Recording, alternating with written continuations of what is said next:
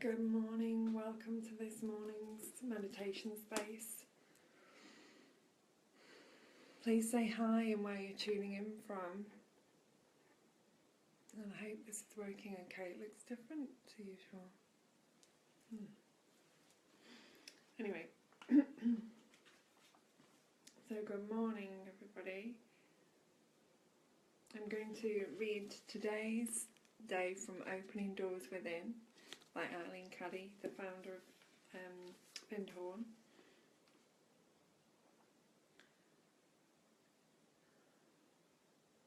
Why go around with your eyes shut and your mind closed, and so fail to recognize your true heritage?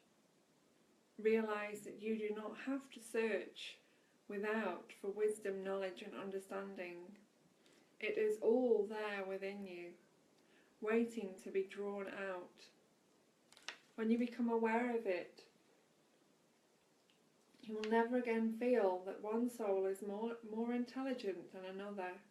You will know that as souls become aware that they contain all deep within them, they will be able to do all things and understand all things.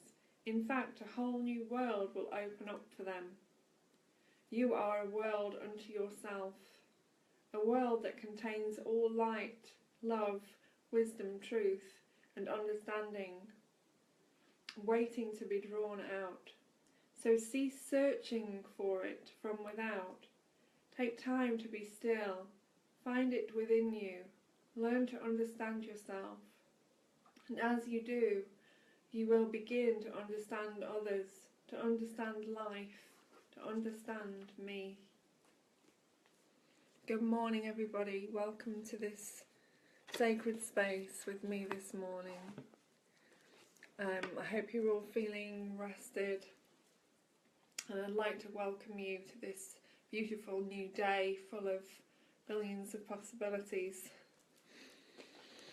Morning EJ, I hope all is well with you. So this morning I'm going to read one of the Buddha cards. I'll just do a couple of readings this morning and see what else happens. Just be open to the possibilities.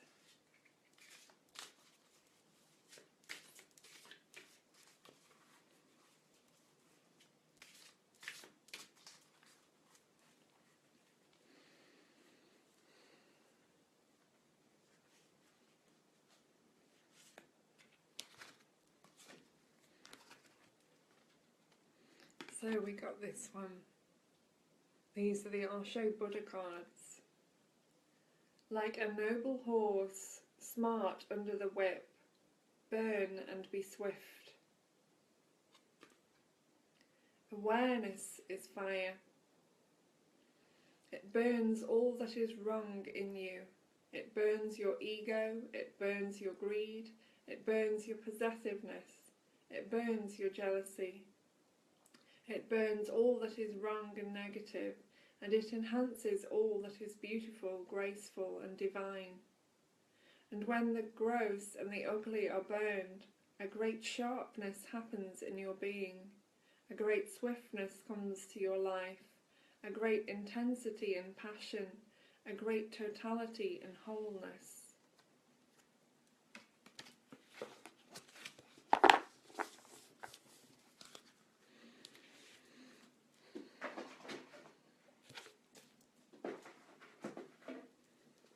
I'm going to read one of the Osho's and Tarot as well this morning.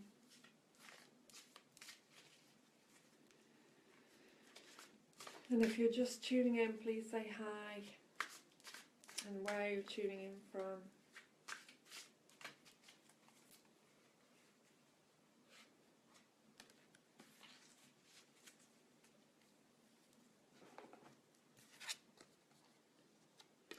This morning's card is transformation.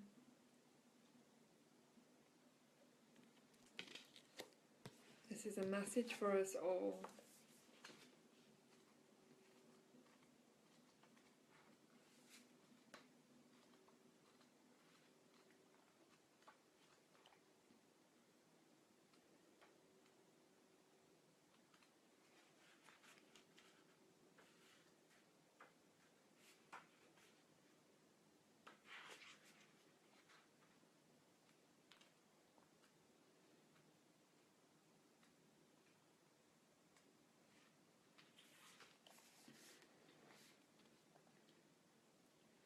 The central figure in this card sits atop the vast flower of the void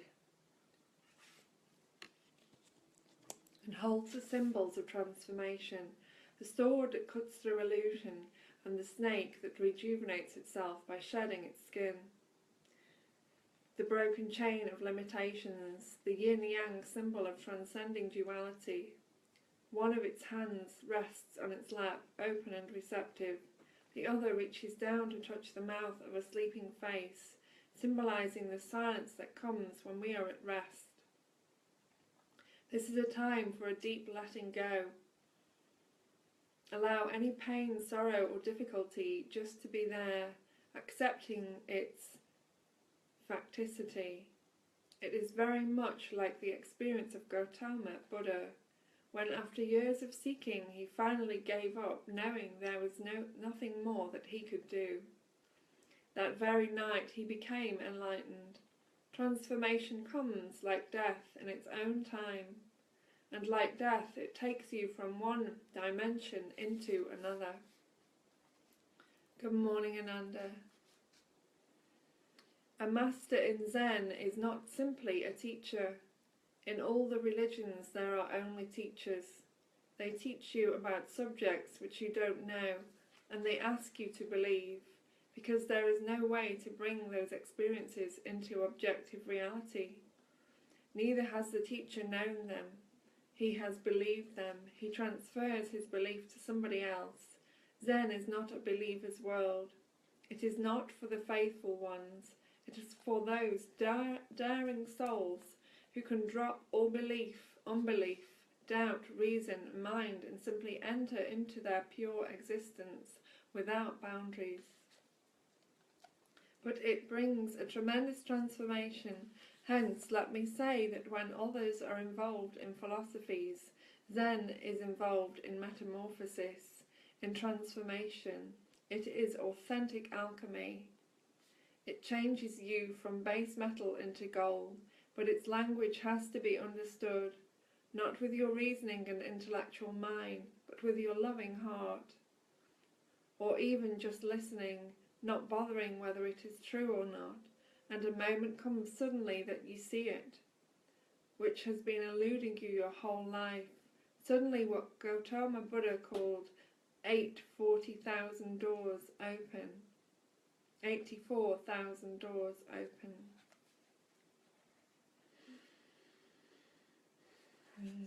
Transformation.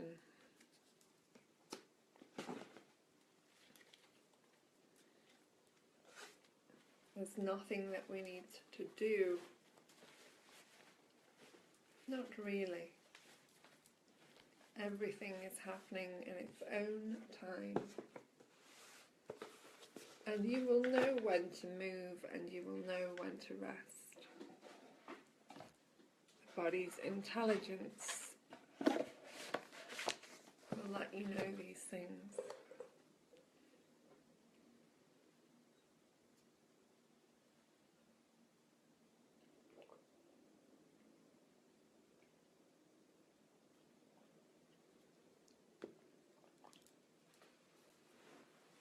So I'm going to read a little bit from 40 Verses on Reality this morning. This is a little book by Ramana Maharshi. And I'm not sure anybody can see me. I'm not sure this is working properly this morning, but I'm going to carry on.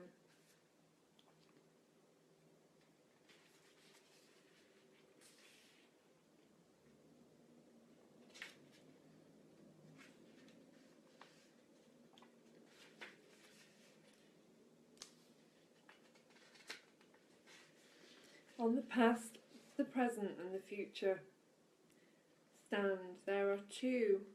They too are the present in their times.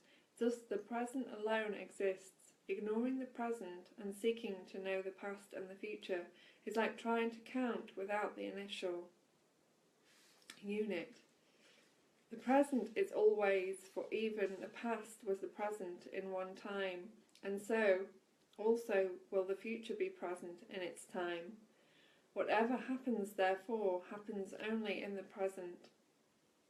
When Methuselah was born, he was born in the present, and when he died, after 9 or 10 centuries, he died also in the present, despite the later date. Similarly, all that happened to him between those two events happened also in the present. Thus, the present is the only significant tense in actuality. Moreover, let us not forget that the time is made of instants which are so minute as to have no room either for past or future, but for the present alone. The next verse will tell us that even the present is unreal, being one of the notions of our mind, as past and future are acts of our memory. Do time and space exist apart from us? If we are the body, we are affected by time and space. But are we the body? We are the same now, then, and forever. Of course, time and space are mere concepts in us, because in our long journey in life we pass through multitudes of experiences. We have to conceive past, present and future in order to arrange them conveniently in their sequence of occurrence in our memory. Because we perceive multiplicity, we have to conceive a space in which to accommodate them. Like the screen on which the cinematograph pictures are spread. Without the screen there can be no pictures. The screen on which the universe actually appears and moves is thus our own mind, from which it emanates as thoughts, either of external physical objects or of internal concepts, sensations, emotions, including the senses of space and time. Those who take themselves for the body take time to be the creator and destroyer of all things, and thus it inspires them with great fear of future calamities, of death, of loss of fortune, of position, or whatever it may be. Many of them consult astrologers to read the degrees of time and foretell events long in advance of their occurrence. To them, birth, youth, old age and death, creation, preservation and dissolution, past, present and future, health and disease, prosperity and adversity, all exist without the shadow of a doubt. They fall prey to time and its vagaries. The others, who know themselves to be pure spirit, are bodiless, timeless and spaceless, and Bhagavans affirm they are thus free from the hallucination of we are alone, time and space. Time and space are not.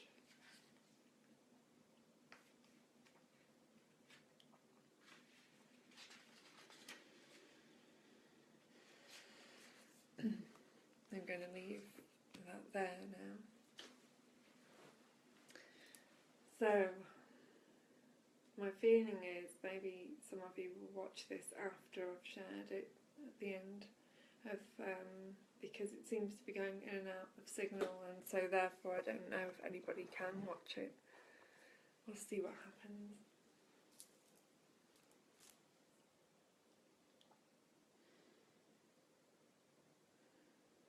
So I'm taking some deep breaths now.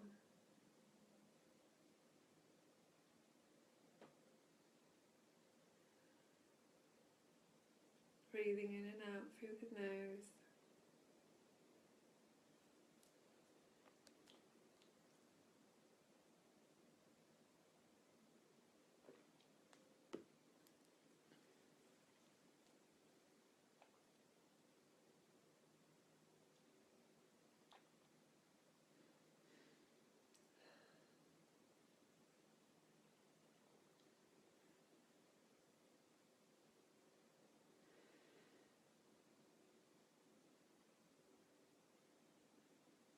Just allowing yourself to drop into that space of silence.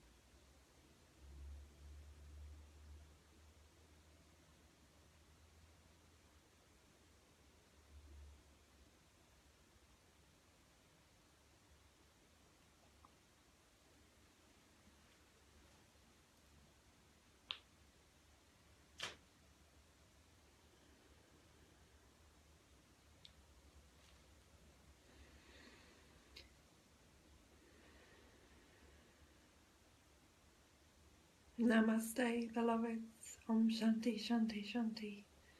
Have a blessed day, all of you. And hopefully some of you will get to see this at some point.